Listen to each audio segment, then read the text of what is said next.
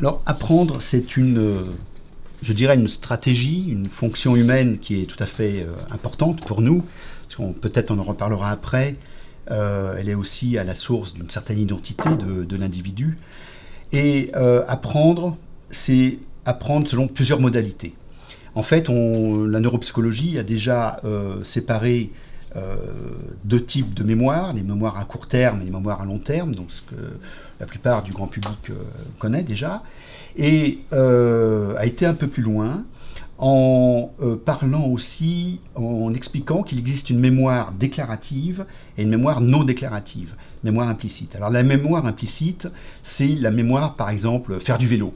Ce sont des savoir-faire qu'on a intégrés sur le plan cérébral et personnel. Par contre, la mémoire déclarative, c'est vraiment la mémoire des faits, où on peut décrire tous les événements, l'environnement, le lieu, l'heure, etc. De nombreux détails qui sont ramenés à la conscience. Voilà. Donc, tous ces types de mémoire répondent à des structures biologiques et surtout à des systèmes, c'est-à-dire des voies qui vont organiser ces types de mémoire qui sont différentes. En fait, il y a à la fois des voies, des réseaux, mais il y a aussi des dispositifs au niveau des relations entre les neurones, donc les synapses qu'on appelle, et qui vont transmettre de l'information dans ces réseaux. Et c'est l'efficacité de ces synapses qui va être modifiée peu à peu pour justement intégrer des traces mnésiques. Pour revenir sur la mémoire en tant que telle, je crois qu'il est important d'avoir compris qu'il y a plusieurs strates en fait dans le cerveau qui permettent de garder une trace d'un événement. Il y a d'abord les régions qui perçoivent, en fait, les régions visuelles, les régions auditives, je dirais même aussi les régions qui font, c'est-à-dire les régions motrices. Et là déjà va se situer un lieu de stockage, soit temporaire, soit permanent. Parce qu'en fait, il faut bien comprendre que la mémoire n'est pas située à un endroit du cerveau, mais la mémoire est distribuée sur l'ensemble des aires qui ont contribué, en fait, à percevoir, par exemple, un événement. La vision est un modèle extrêmement intéressant, parce que on sait maintenant que la vision est liée à la coopération de plusieurs structures cérébrales. Le lobe occipital qui est en arrière, et ce lobe occipital reçoit les informations visuelles, il les traite, les couleurs, la forme, etc. Mais en fait, peu à peu, il va y avoir une propagation de cette information vers le haut, vers le lobe pariétal, qui lui va traiter du mouvement, par exemple, et de la localisation dans l'espace. Et en même temps, il va envoyer des informations vers le bas, donc le lobe temporal, et là, on va traiter l'analyse de l'image, la couleur, la forme, etc. Donc on arrive ici déjà à un modèle distribué de la perception qui va être réalisé par la coopération, avec un timing précis, de 3 lobes au minimum, en sachant que le lobe frontal intervient, ça fait 4. Donc c'est extrêmement complexe. Et ce n'est pas une région, c'est un réseau. Et là, on est déjà dans le cadre de la mémoire immédiate.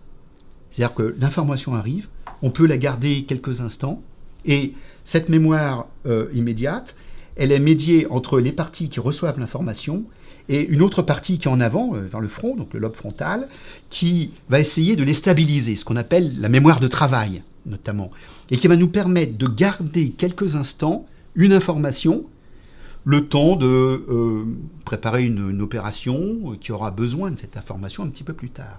Lorsqu'on veut intégrer une mémoire à plus long terme, c'est beaucoup plus compliqué, puisqu'il va falloir qu'il y ait un circuit dans le cerveau qui commence à rentrer en résonance, qui va stabiliser peu à peu l'information, et cette information va finir au bout d'un certain temps, mais il faut un délai tout à fait important, pour que, au début, il s'agisse de renforcer l'efficacité des connexions, mais à force de répéter, après des heures et des répétitions importantes, on finisse par modifier les connexions de ce réseau pour les renforcer. Et donc c'est là où on voit que cette répétition, cet apprentissage, va modifier à long terme, en fait, les régions cérébrales qui vont stocker de façon distribuée, dans le lobe occipital pour la vision, dans le lobe temporal pour l'audition, etc., qui vont stocker ces informations en modifiant, en fin de compte, les contacts, les jonctions des neurones entre eux, et les stabiliser. Donc on améliore ces jonctions. Alors ça, c'est génétique. C'est-à-dire qu'il y a une information qui remonte au gène et qui lui demande que du fait de la répétition, ces neurones commencent à générer de nouvelles connexions, qui vont pousser, qui vont se stabiliser, qui vont devenir vraiment fonctionnels et qui vont rester longtemps, voire définitivement.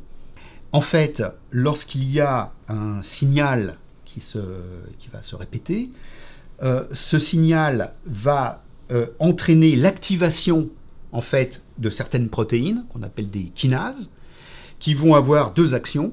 Une action à court terme sur le renforcement de l'efficacité des synapses, comment on transmet le signal nerveux, tout simplement.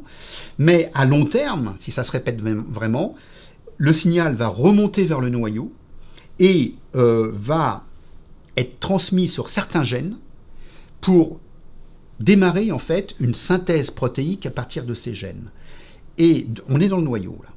Et donc, cette information, ces protéines qui sont générées après un certain délai, du coup, évidemment, vont redescendre de manière à activer, en fin de compte, la pousse des nouvelles connexions, et ce qu'on appelle le spotting, en fait, où on voit que même chez le rat, on fait les expériences, on voit très bien un neurone assez pauvre en terminaison et donc en connexion, et après ces apprentissages, eh bien, on voit le nombre de connexions qui s'est démultiplié. Donc c'est physiquement parfaitement visible.